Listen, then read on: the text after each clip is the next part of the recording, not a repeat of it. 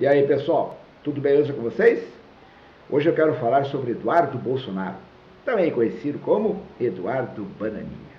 Eduardo Bananinha, apelido dado pelo então vice-presidente da República, Hamilton Mourão, general Hamilton Mourão, quando lá da crise com a China por conta da Covid, que o Eduardo criticou o governo chinês e o senhor Mourão rapidamente se apressou em dizer que se ele tivesse o sobrenome Bananinha e não Bolsonaro, não faria a menor diferença, porque ele era somente um deputado e ele não fazia parte do governo, portanto não poderia fazer ele gerar uma crise com relação à China por causa da Covid.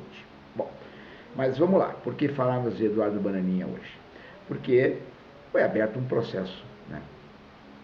Um procedimento, melhor dizendo, no Conselho de Ética da Câmara dos Deputados, a pedido do PT, que pode resultar na cassação do referido deputado. Bom, vamos aos fatos, que é sempre importante a gente contextualizar. Desde a derrota do papai dele nas eleições para o Lula, ele intensificou os ataques ao governo brasileiro, às instituições brasileiras. Bom, primeiro ele questionou a derrota de Bolsonaro, questionou as urnas, reclamou que o processo eleitoral brasileiro não era confiável. Depois passou a dizer que vivíamos uma ditadura. Aí resolveu atacar os ministros do STF, dizendo que aqui era uma ditadura da toga. Enfim, fez uma série, ligou a metralhadora dele para tudo que é lá. Né? A situação dos bolsonaros começou a piorar e quando ele percebeu que poderia ficar mais isolado do que nunca, ele resolveu pedir licença no começo desse ano, na Câmara dos Deputados, alegando que ele era um perseguido político e foi para os Estados Unidos. De lá ele tentou uma manobra solicitando à presidência da Câmara que legislasse de forma remota, que atuasse como deputado federal brasileiro dos Estados Unidos.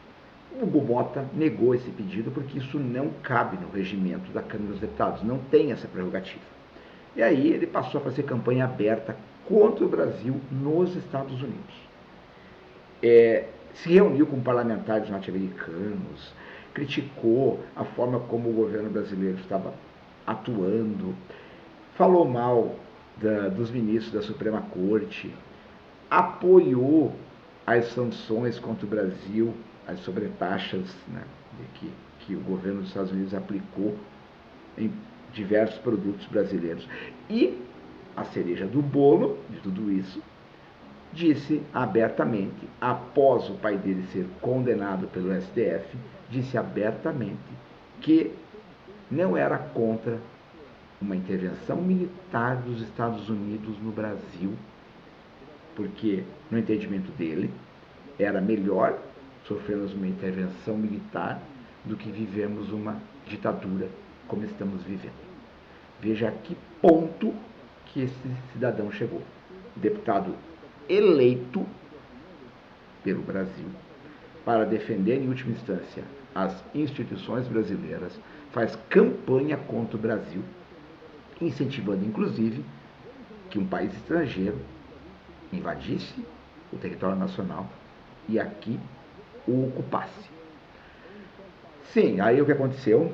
O PT entrou com um pedido de quebra do decoro parlamentar por ataque às instituições democráticas e também, claro, por seu desaparecimento enquanto deputado, porque ele está licenciado há meses. Né? E isso não está previsto no regimento da Câmara. Aí o que aconteceu? O PL, partido dele, tentou uma manobra que foi transformar o senhor Eduardo Bolsonaro em líder da minoria na Câmara dos Deputados. Quer dizer, o cara seria líder da minoria estando lá nos Estados Unidos. Só que o senhor Hugo Mota, presidente da Câmara, vetou essa possibilidade. E por que eles queriam fazer isso? Porque líderes de minoria têm uma possibilidade maior de faltas, ou seja, uma prerrogativa a mais para ter faltas não justificadas. Isso livraria a cara de senhor Eduardo Bananinha. Mas a tentativa de manobra não deu certo. Bom, e agora, o que se segue? Foi aberto esse procedimento e o Conselho de Ética vai analisar se de fato houve ou não houve quebra de decoro parlamentar de Eduardo Bananinha. Se isso ocorreu, o referido deputado poderá ser cassado, poderá perder o seu mandato. Eu honestamente torço para que Eduardo Bananinha perca o seu mandato. Até porque, gente, é um pulha a menos na Câmara dos Deputados.